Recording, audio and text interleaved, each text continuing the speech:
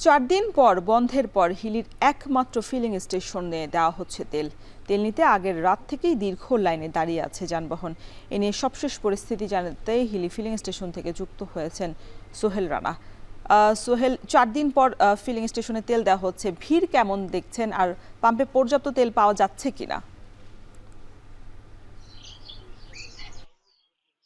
রোশন, আসলে 4 দিন বন্ধের পর এই হিলির যে একমাত্র ফিলিং স্টেশন রয়েছে সেখানে কিন্তু আজকে সকাল থেকে তেল দেওয়া হচ্ছে। আমরা যেটি দেখছি যে গতকাল বিকেল থেকে বিভিন্ন যানবাহন কিন্তু দীর্ঘ লাইন অপেক্ষা করছে এই তেল পাবার জন্য। আমি যদি আপনাকে একটু ক্যামেরা চোখে দেখাতে চাই যে এই আহ, তেল পাবার যে তীব্র আকাঙ্ক্ষা, সেটি এই যানবাহনের যারা চালক রয়েছেন তাদের মাধ্যমে আমরা দেখতে চাই যে আসলে দীর্ঘ লাইন, এটি প্রায় হাফ কিলোমিটারের মতো একটা লাইন কিন্তু এখন রয়েছে। সেটি গতকাল রাত থেকে কিন্তু এই যে যারা মোটর চালক রয়েছেন এবং বিভিন্ন বন্দরে যারা ট্রাক চালক রয়েছেন তারা কিন্তু এখানে অপেক্ষা করছেন। তবে যে অভিযোগটি বরাবর আমরা পেয়ে থাকি সেটি হচ্ছে যে এই একটি পাম্প হবার কারণে এখানে ডিজেল এবং পেট্রোল, অকটেন তিনটি জ্বালানিরই সংকট দেখা দিয়েছে। ডিজেল মাত্র এই পাম্পে গতকাল 2000 লিটার সরবরাহ করা হয়েছে, যেটি দিয়ে আসলে বন্দরে যে ট্রাক গুলো রয়েছে বিভিন্ন পণ্য পরিবহন করে থাকে সেটি সংকট মোকাবেলা করা সম্ভব নয়। যার কারণে ট্রাক চালক যারা তারাও কিন্তু কাল রাত থেকে কিন্তু দীর্ঘ লাইন অপেক্ষা করছে। এখন পর্যন্ত তারা কিন্তু ডিজেল পাননি। আর একটি বিষয় হচ্ছে যে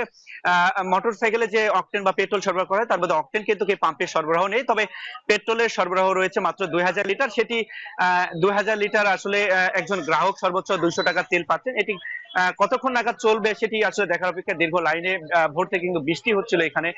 বৃষ্টির মধ্যে আসলে কষ্ট করে কিন্তু তারা কিন্তু দাঁড়িয়ে দাঁড়িয়ে রয়েছে। আমরা আরেকটি জিনিস দেখছি যে আসলে লাইনে দাঁড়িয়ে থাকা অবস্থায় সকালে একজন অসুস্থ হয়ে পড়ে যায় এবং অসুস্থ হয়ে পড়ার পর তাকে কিন্তু হাকিমপুর উপজেলা স্বাস্থ্য কমপ্লেক্স সেখানে নেওয়া হয়েছে। সব মিলে বলা চলে যে আসলে দীর্ঘ লাইন, দীর্ঘ অপেক্ষার পরেও কিন্তু সামান্য কোটি টাকার কিন্তু তেল তারা পাচ্ছেন, যেটি কিন্তু দিয়ে কিন্তু তাদের চাহিদা মিটছে না। ফলে এই পাম্পটি যেহেতু স্থল বন্দর এলাকায় স্থাপিত, যার কারণে কিন্তু এখানকার যারা স্থানীয় রয়েছেন, বিভিন্ন ব্যবসায়ী রয়েছেন, তাদের দাবি আসলে পাম্পটিতে তেলের সরবরাহ বাড়ানো, যাতে করে এই সংকট মোকাবেলায় কিন্তু সহজ হয়ে যায়। তো সব মিলে এই ছিল আমার কাছে রোশন, ফিলিং স্টেশন থেকে তেল সরবরাহ সর্বশেষ পরিস্থিতি।